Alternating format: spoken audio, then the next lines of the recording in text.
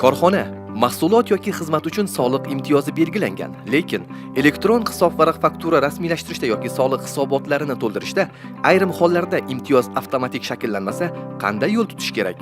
Bu holda my.soliq.uz saytidagi shaxsiy kabinetga kirib, xizmatlar ro'yxatidan soliq imtiyozlaridan foydalanish bo'yicha murojaat oynasi tanlanadi. Bu yerdan murojaatlar bo'limiga o'tiladi. Ushbu bo'limda tegishliligi bo'yicha hujjat turi, soliq turi, hujjat raqami tanlanadi. Bunda imtiyoz boshlanish va tugash sanasi, imtiyoz matni qatorlari avtomatik shakllanadi. Agar soliq imtiyozi mahsulot yoki xizmat uchun berilgan bo'lsa, ushbu tovarning MIX kodini soliq to'lovchi o'zi kiritishi lozim. Shundan so'ng faylni tanlang tugmasi orqali imtiyozdan foydalanish huquqini beruvchi hujjatlar biriktirilishi kerak. Shuningdek, mol-mulk yoki yer solig'i tanlanganda alohida qo'shimcha oyna ochiladi.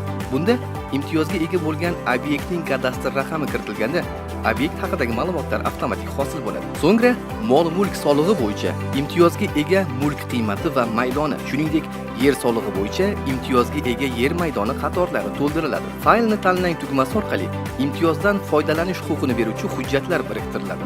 Soliq to'lovchi bir nechta obyektlar bo'yicha imtiyozga ega bo'lganda esa, qo'shish tugmasi orqali har bir obyekt va ularning ma'lumotlarini yuqorida ko'rsatilgan tartibda alohida kiritadi. Barcha qatorlarga so'ralgan ma'lumotlar to'liq kiritilgach, yuborish tugmasi orqali jarayon yakuniga yetkaziladi. Davlat soliq xizmati insofli soliq to'lovchilarning ishonchli hamkori.